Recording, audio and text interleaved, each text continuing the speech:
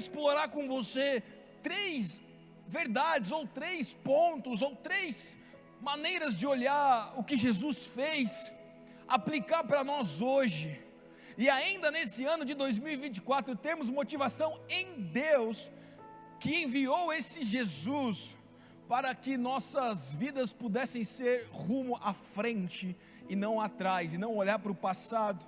Então nós vamos explorar um pouquinho esse texto, e nós vamos entrar em 3 pontos fundamentais para a sua vida ainda hoje. Por isso eu quero que você se conecte comigo aqui nessa manhã. Eu creio que essa palavra, essa mensagem, essa breve reflexão, ela tem pontos poderosos para fazer você olhar para frente, você olhar para frente, você se motivar no próprio Jesus, que ainda dá tempo, de você ter a sua vida transformada, ainda dá tempo de você ter alegria onde não há alegria. Porque a primeira coisa que esse texto nos ensina, me ensina e te ensina, é que Jesus nos chama, apesar do nosso passado. Repita comigo: apesar do meu passado.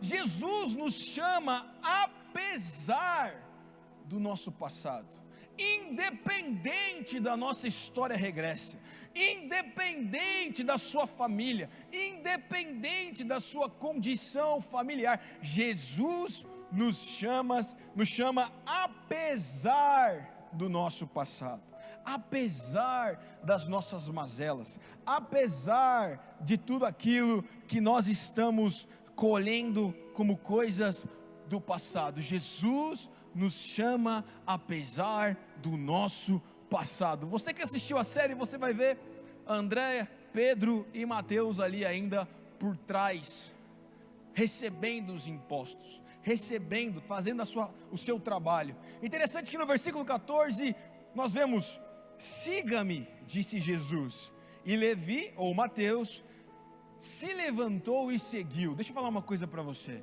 O chamado de Deus exige de nós, quando Jesus vem e nos encontra, a resposta ela é imediata. O rinene precisa ser imediato. Mateus teve um rinene, Mateus teve um eis-me aqui, Mateus teve um sim imediato.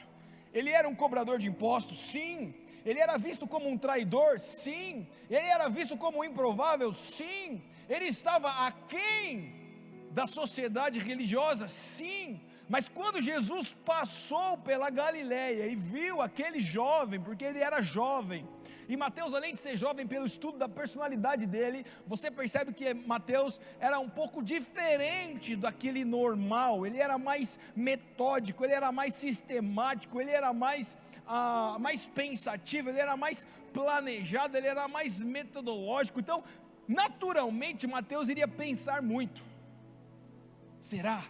O que eu ganho? Como que vai ser? Não sei se eu consigo, não sei se eu posso. Deixa eu pensar, se eu sair desse lugar de cobrador de impostos e, entre aspas, trair Roma e seguir esse tal de Jesus, eu vou ter consequência. E naturalmente o cérebro de Mateus foi constituído para ser esse metódico. Não sei se dá, não sei se eu consigo, talvez eu não vai dar certo, eu acho que eu não devo ir, porque vou ter essa consequência. Mas quando ele olhou para Jesus, ou quando Jesus olhou para ele, Jesus não viu na perspectiva natural, e Mateus não respondeu na perspectiva natural. Quando ele se encontrou com Jesus, a palavra do chamamento foi tão forte, foi tão significativa, foi tão poderosa, que a resposta interior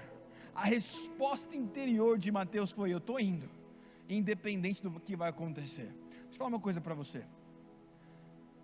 Muitas vezes a sua resposta interior, ela precisa ser assim: eu vou fazer, independente do que vai me custar. Sabe por quê? Porque às vezes tem oportunidades que Deus passa, oportunidades que Jesus passa, momentos que Jesus passa, olha para os nossos olhos e fala: vem, vamos, levante-se, saia dessa condição, muda a sua perspectiva. E a gente, ao invés de falar: eu vou então, Rinene, eu vou te seguir, a gente fica: será que é para mim?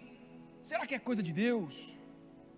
Jesus nos chama apesar do nosso passado, Jesus nos chama apesar da nossa condição daquele momento. Mateus estava naquele momento exercendo um papel perante a sociedade de traidor, perante a sociedade de improvável. Agora existe um impacto profundo quando Jesus nos chama, apesar do nosso passado. Jesus não se intimida pelo meu e pelo teu passado. Jesus não acha melhor ou pior alguns pelo passado. Ele não apenas nos perdoa, como hoje nessa manhã, quando você tomou a Santa Ceia num ato, você profeticamente deixou o sangue escorrer sobre você, e esse sangue foi limpando, e esse sangue vai limpando, o mesmo sangue que Deus orientou o povo a colocar nos umbrais das portas, que o anjo da morte ao passar, não invadiu as casas daquele que tinha a marca do sangue. Esse sangue é o mesmo sangue, é a mesma marca, é o mesmo poder que está dentro de você hoje. Quando Jesus olhou e olha para nós, Ele não só apenas nos perdoa, mas nos convida a uma nova vida. Jesus estava ali olhando para Mateus e falando assim: cara, sai dessa, vamos mudar essa perspectiva. Quando Mateus, por uma resposta interior, ele fala: eu vou te seguir, ali não está só rasgando todo escrito de dívida do passado de Mateus, ali não está só limpando a história regressa de Mateus, ali não só está dando um novo destino profético para Mateus, ali Jesus está falando: olha, vem cá, vamos caminhar para uma nova vida, vamos caminhar para uma nova jornada. Por isso eu estou dizendo uma coisa para você nessa manhã: você tomou o sangue, você aceitou profeticamente esse sangue sobre você, então Jesus não só te perdoa nessa manhã, Jesus não só está mudando a sua história nessa manhã, o seu passado nessa manhã, Jesus também nessa manhã, 8 de dezembro de 2024, está te fazendo um convite para uma nova jornada, para um novo caminho, um novo processo. Por isso que não é em 2025, 31 de dezembro, você lá agora, eu vou renovar o meu coração, eu vou renovar as minhas intenções, eu vou renovar aquilo que eu quero fazer. Não, é hoje. É hoje, porque Deus está falando: vamos olhar para frente, porque eu olho para você muito além do que os olhos naturais possam ver. Eu olho para você pela perspectiva da cruz, não do passado, pela perspectiva do que você foi projetado para ser na frente, e não projetado do que você fez ou deixou de fazer. Jesus nos chama, apesar do nosso passado. Agora, estamos permitindo que o peso do passado nos impeça de atender o chamado de Jesus? Porque tem isso. Cá para nós nessa manhã, igreja, muitos de nós não abraçamos esse novo de Deus e não olhamos para frente, porque nós estamos presos. Muitos gostamos do nosso passado, muitos condicionamos o que é bom de Deus na frente ou para frente, pela condição que nós fizemos ou deixamos de fazer lá atrás. Não impeça o novo de Deus, não impeça o sim para a sua vida, não impeça a nova estação profética sobre você, porque você está preso no passado. Chegou uma manhã, chegou um dia, onde eu e você precisamos nos desprender das coisas que nos amarram do passado, coisas que nos impedem de acessar esse novo de Deus, coisa que nos impedem de acessar essa nova vida com Deus. Será que nós estamos, igreja, impedindo Jesus de nos chamar, ou nós estamos confiando que Ele pode nos transformar completamente? Essa é uma pergunta para você nessa manhã, essa é uma pergunta para mim nessa manhã. Será que nós estamos permitindo que Jesus passe, olhe nos nossos olhos, nos chame para perto, e nós correspondemos com um sim, sem pensar, porque nós estamos entendendo que existe uma nova vida, uma nova identidade, um novo propósito, um novo caminho. Jesus nos chama, apesar do nosso passado. Agora, um segundo ponto é que Jesus, ou o chamado de Jesus, redefine, reescreve, reedita a minha e a sua identidade. Repita comigo: a minha identidade é a identidade de Jesus. Mais uma vez, a minha identidade é a identidade de Jesus. Jesus redefine através do chamado, do chamamento, do convite, do acesso, Ele redefine, Ele reescreve a nossa identidade. Por isso nessa manhã, Ele não só está te perdoando, Ele não só está te limpando, Ele não só está te dando um novo e vivo caminho, Ele está reeditando, Ele está reescrevendo a sua identidade, a sua característica, a característica que Deus fez você ou gerou você para ser santo como Ele é santo. É um tempo, igreja, onde nós temos que olhar para frente, como Levi, como Mateus olhou para frente e dizer: Senhor, reedita, reescreve, ressignifica, refaz a minha identidade.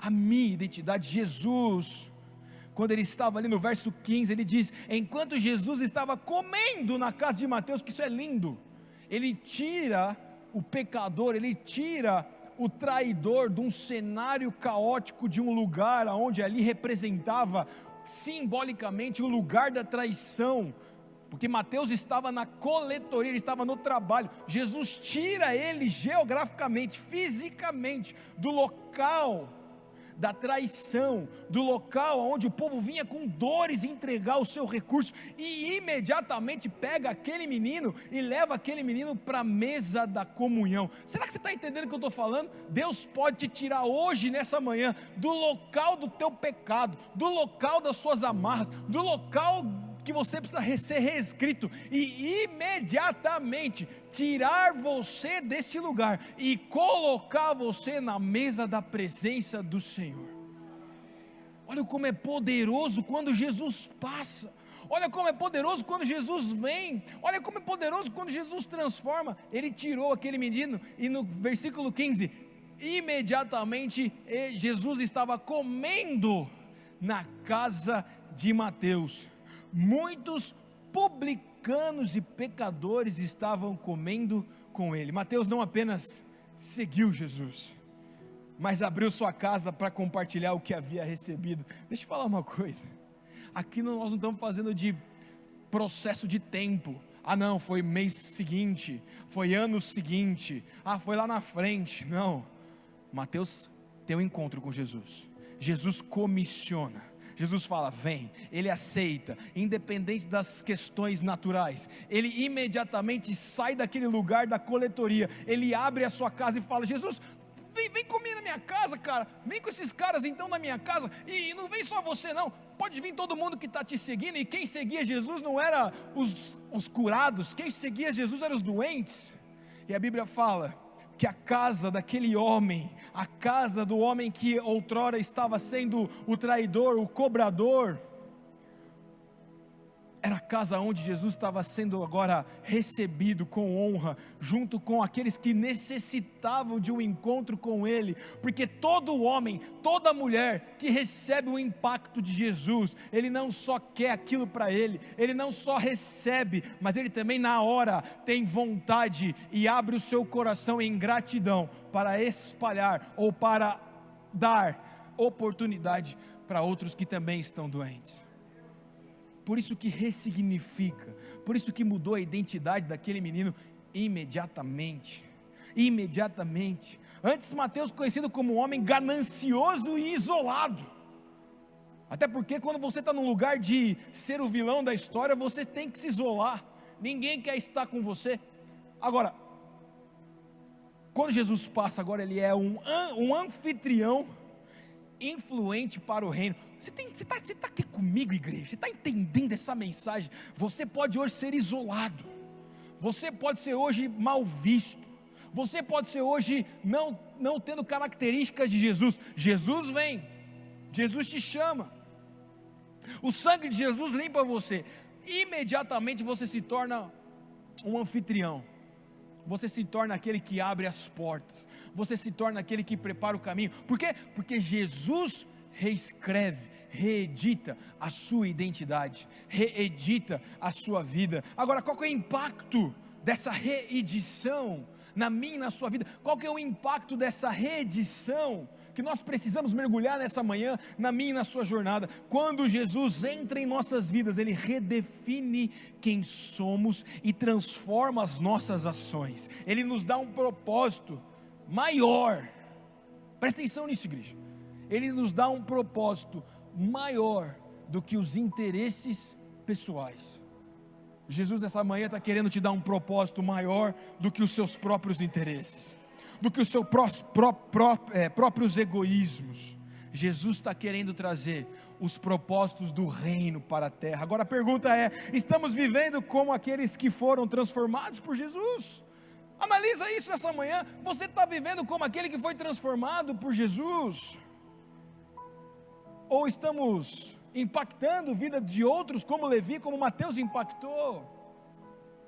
Essa é uma autoanálise que eu e você precisamos fazer essa manhã, ao olharmos para frente, ao olharmos para o novo de Deus. Nós precisamos ver se nós estamos permitindo expressar a transformação de Jesus nas nossas vidas, ou se nós estamos ainda amarrados a questões do passado.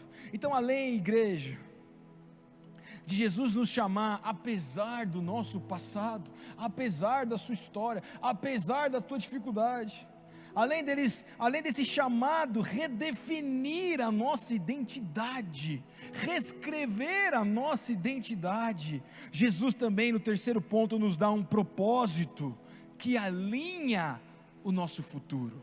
Eu vou repetir: Jesus nos dá um propósito, Jesus nos dá um objetivo, Jesus nos dá um porquê, que alinha o nosso futuro. Verso 17: eu não vim para chamar justos, mas para chamar os pecadores. Jesus declara essa missão, trazer cura e salvação aos perdidos. Ao chamar Mateus, ele não apenas transforma a vida de Mateus, mas ele alista Mateus para uma obra do reino. E quando você vê essa cena, por exemplo, na série, você vê Jesus compartilhando com Mateus coisas que Mateus estava reescrevendo, reeditando, tendo o privilégio de sentar ao lado de Jesus, e Jesus cara a cara, individualmente, num momento maravilhoso, sem a presença de mais ninguém, dizendo: assim, faz assim, escreve assim. E você vê a abertura do Novo Testamento, o início da história da graça, da redenção, da apresentação, do prólogo ali de Jesus, da história inicial de Jesus. Você vê Mateus escrevendo: quem é esse? Quem é aquele? Quem é esse santo? Quem é esse que veio através de um ato milagroso, abriu mão da sua glória, se fez carne, viveu aqui entre nós e tem poder para curar todo tipo de enfermidade? Jesus não só nos tira do passado, Jesus não só nos dá uma nova identidade, Ele também alinha o nosso futuro. Diga comigo assim, nessa manhã: eu quero, Jesus, um futuro novo. Isso é poderoso, igreja. Isso é poderoso quando a gente olha para frente. É poderoso quando a gente declara o que a gente quer viver.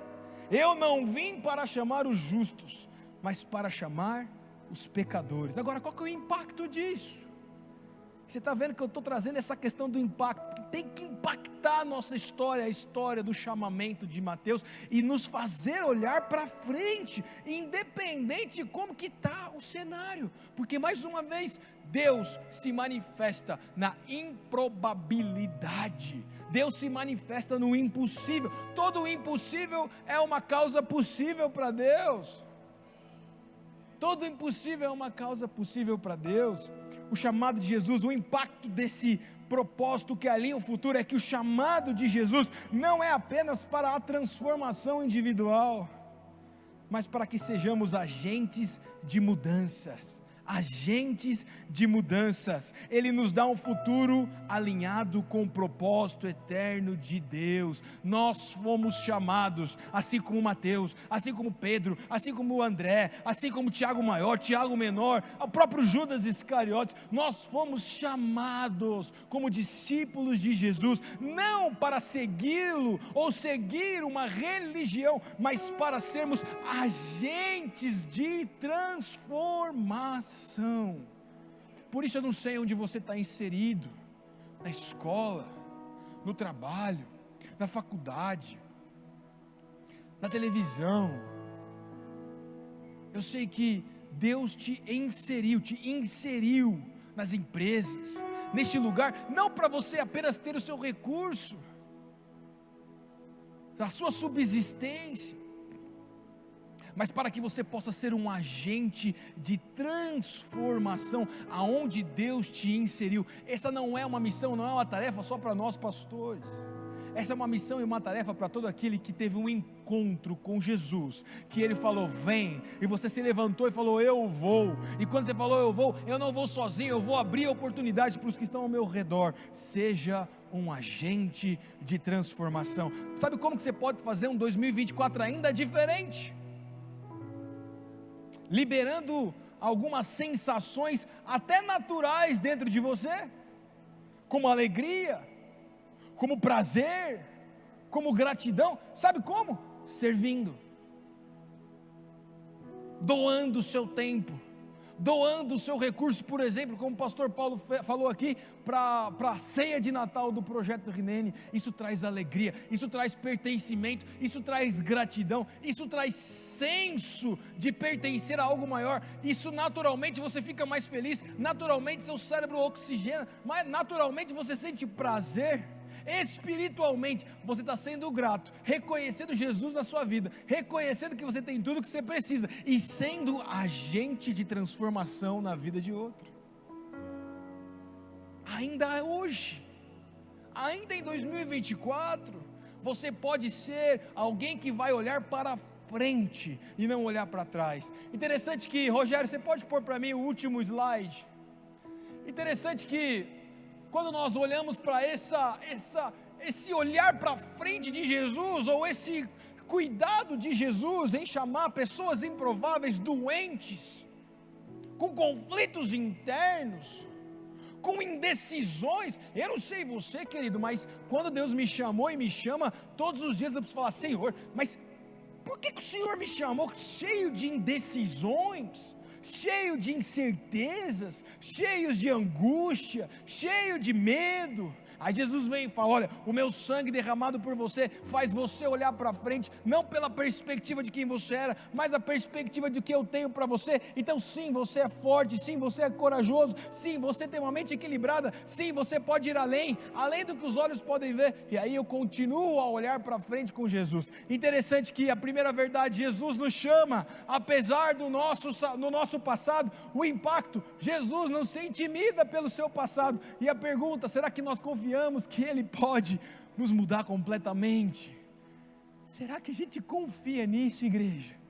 Será que a gente está se apegando nisso, igreja? Segunda verdade, o chamado de Jesus redefine a nossa identidade. O impacto disso, quando nós acreditamos e aceitamos a nossa nova identidade, qual que é o impacto? Jesus entra e Ele redefine quem nós somos. A pergunta: estamos vivendo como aqueles que fomos transformados por Jesus? E a terceira verdade, Jesus nos dá um propósito que alinha o nosso futuro, o impacto. O chamado de Jesus não apenas muda o individual, mas nos torna agentes de transformação. E a minha pergunta para você: estamos vivendo as nossas próprias vontades ou os sonhos de Deus? São perguntas que nesse dia 8 de dezembro, última ceia de 2024, nós precisamos responder para o Senhor. Confiamos que Ele pode nos mudar completamente? Ou tem alguma coisa que é impossível, improvável para Deus? Estamos vivendo como aqueles que foram transformados por Jesus? Ou será que nós estamos vivendo ainda meio a meio? Tem dia que eu sou transformado, mas tem dia que eu preciso descer da cruz e fazer do meu jeito. Não. Estamos vivendo as nossas próprias vontades ou os sonhos de Deus? Eu concluo essa mensagem dizendo para você: quando nós olhamos para frente, volta, Rogério, no banner oficial do culto. Quando nós olhamos para frente, nós abraçamos o novo tempo que começa hoje. Por isso eu quero te convidar a se colocar em pé no seu lugar.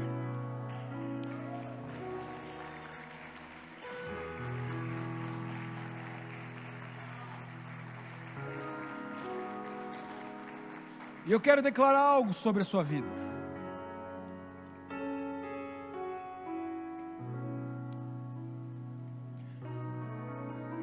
Existe um novo tempo que não vai começar 31 de dezembro de 2024, quando você virar o ano, roupa nova, mente nova, cabeça nova. Não. O novo tempo começa hoje. Repita comigo: o novo tempo começa hoje. Vai lá, vai declarando aí: o novo. Vamos. O novo é hoje, é agora. Nós precisamos olhar para frente. Sabe as minhas loucuras, que vocês estão muito bem aptos e sabem como sou? Sempre me lembro uma canção, e geralmente não é uma canção muito nova.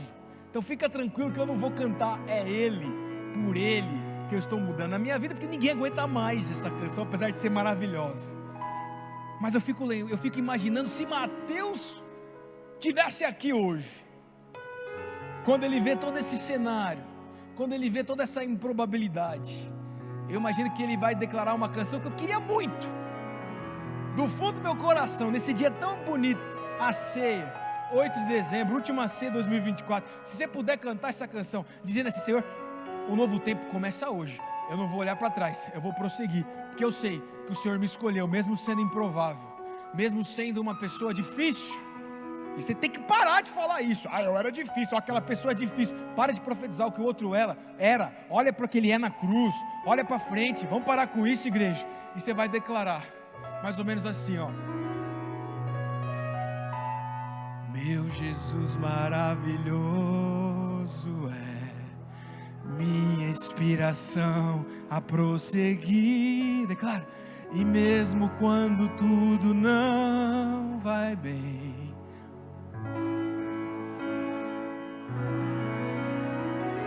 pois sei que tu tens o melhor para mim. Há um segredo e a Bíblia fala que ele conta os segredos para os amigos, hein? Dá-me forças para continuar, guardando as promessas e oração. Declara: firme, ó Deus, está meu coração, firme nas promessas do Senhor.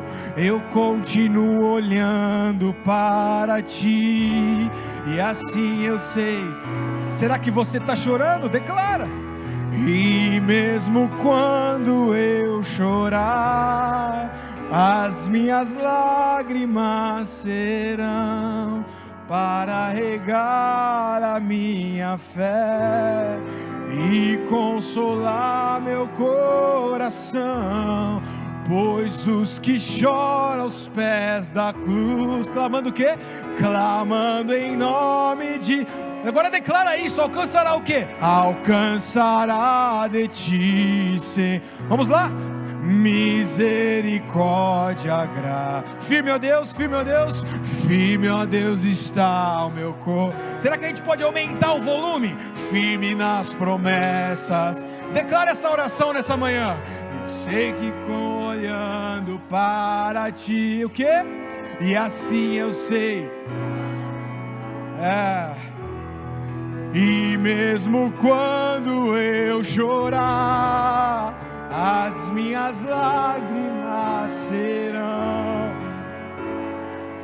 Vai declarando, bem-aventurados que choram. Ele vai consolando, ele vai, vamos lá, pois os que choram aos pés da cruz, clamando em nome de Jesus, alcançará de ti, Senhor, misericórdia. Quando você sabe disso, você declara assim, ó: teu grande amor, declara isso para terminar: eterno, quão grande.